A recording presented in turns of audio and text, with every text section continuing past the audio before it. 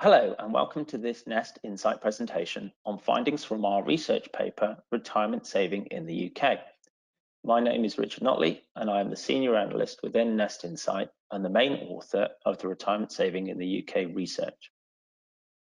This second edition of Retirement Saving in the UK covers data to the end of the 2020-2021 financial year, and it builds upon previous research series How the UK Saves, which was published by Nest Insight in conjunction with Vanguard Asset Management.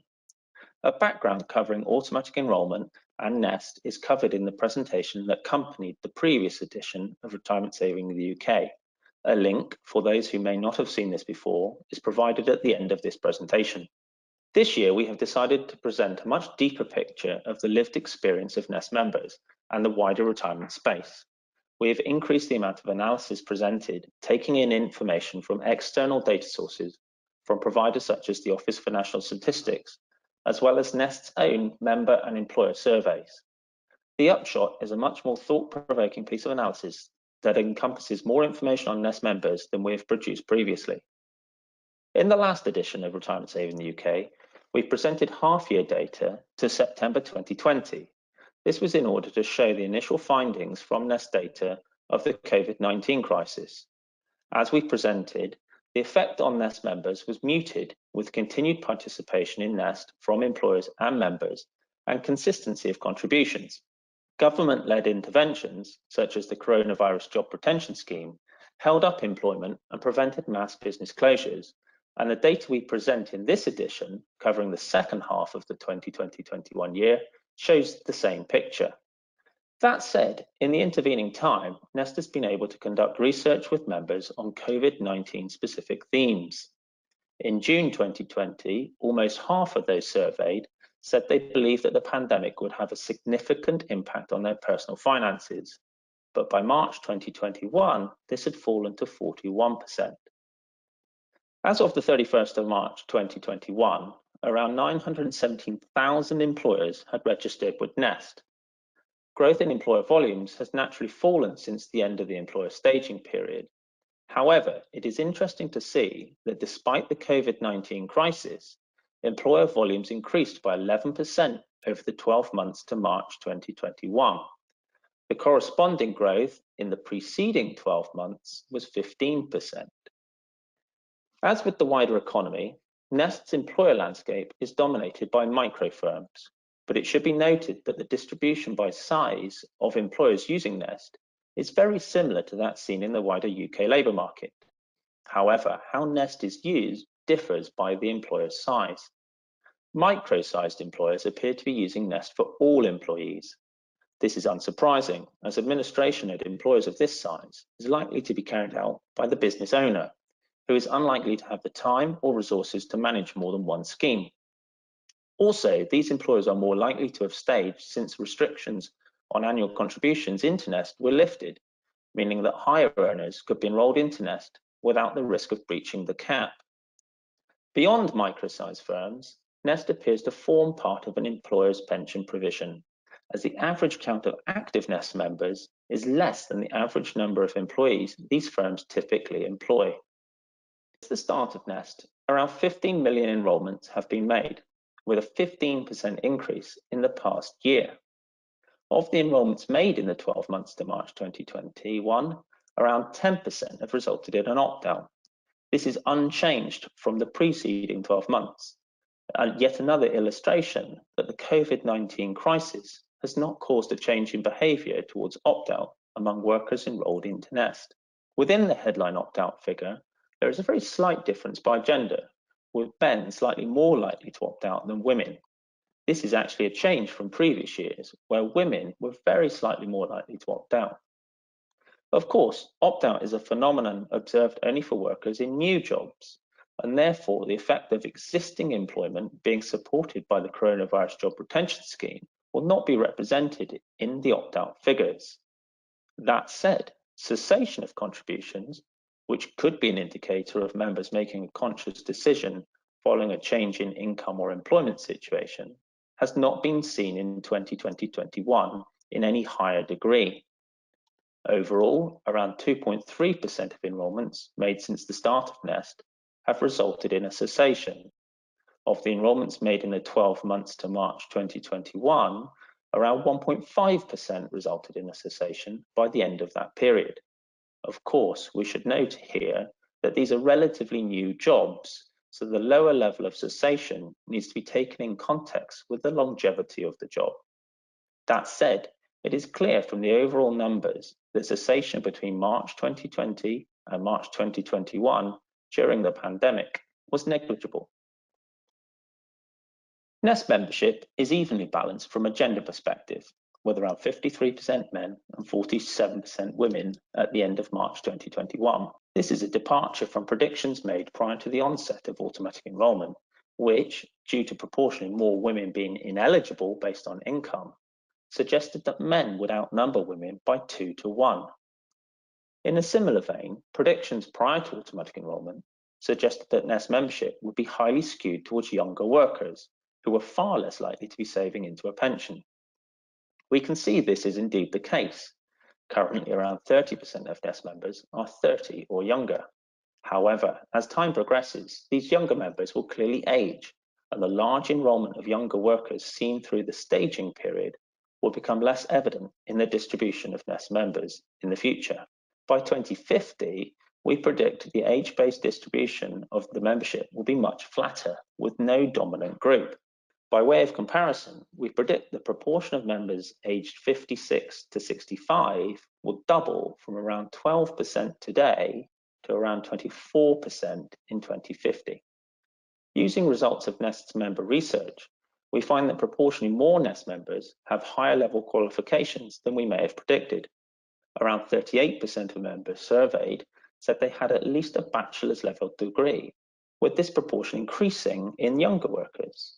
Societal change in recent years means more younger people are attending higher education courses, and therefore more jobs in the labour market will naturally be taken by those with higher level qualifications. Also from surveys, we can gain an understanding of members' living situations. Home ownership rates are lower for younger people, and with a higher than average proportion of younger members, it is unsurprising that Nest members are less likely to be homeowners. Nest members earn, on average, about 30% less than eligible employees who are in a workplace pension in the UK, with earnings being lower for younger workers who make up a large proportion of Nest members. This is somewhat predictable. But what is interesting is the fact that income for Nest members doesn't vary much across the age bands. Between the ages of 31 and 55, median income for Nest members is virtually flat, whereas in the wider population of eligible employees, income increases through the age bands up to around the age of 45 before tailing off. This distribution tells us that Nest members are employed in a subset of jobs across the economy, which vary little by the type of person doing them. That said, there is a clear and noticeable change in the gender pay gap for Nest members. The gap, based on annualized income, amounts to around 14% for those aged 30 and younger, but this increases to 26% for the over 30s. Nest members are also more transient, with around 35% leaving their job within any rolling 12-month period. Again, this is driven by the younger nature of the membership. Allied to the fact that members are often leaving their jobs, the proportion who are coming back is increasing too. As at the 31st of March 2021, around 38% of enrolments were of returning members, but we predict that this will increase to around 50% by 2025-2026. Legislative minimum contribution rates have been at a steady rate of 8% total, of which 3% must be paid by the employer, since April 2019. Therefore, the data we explore in retirement saving in the UK has 2 years' worth of contributions paid at this rate. We see that the vast majority of employers and members pay contribution at the legislative minimum rates. Around 85% of employers pay 3% and 89% of members pay 5%, which includes the tax relief element. Interestingly, despite the COVID-19 crisis, mean contributions in monetary terms rose 8% over the 12 months to March 2021. As with Retirement Save in the UK 2020, we split members into either continuous or partial contributors. Continuous contributors are those that have made at least one contribution in each of the previous 12 months.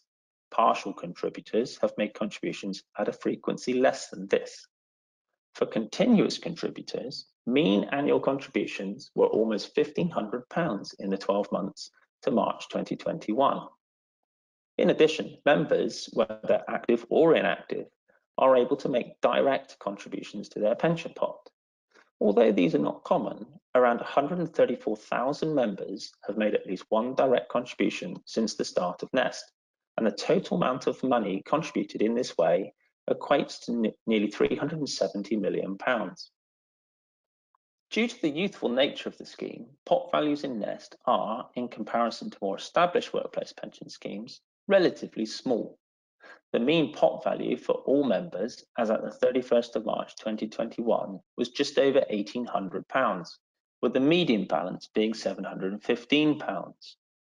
The relative proportion of smaller pots is decreasing, however. As at the 31st of March 2021, around 43% of pots had less than £500, compared to 51% 12 months previously. The opposite is also true, as the proportion of pots with more than £5,000 has increased from just 3% in March 2020 to 9% in March 2021. As older workers tend to be more persistently employed than younger workers, it is unsurprising that older workers tend to have larger pot balances. Since April 2017, Nest members of any age have been able to transfer their pot out of Nest and also been able to transfer existing pots into Nest. To date, very few members, only around 1%, have completed transfers in or out of Nest, but it is interesting to see that transfers both in and out occur across the age groups, although they are proportionally more common amongst the older age groups.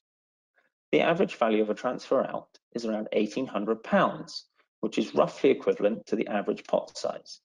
But the value of transfers in is much higher, at an average of over £5,200. Obviously, Nest is a relatively young scheme with small pots, but there are some members who have more considerable assets built up elsewhere who are clearly keen to transfer these into Nest.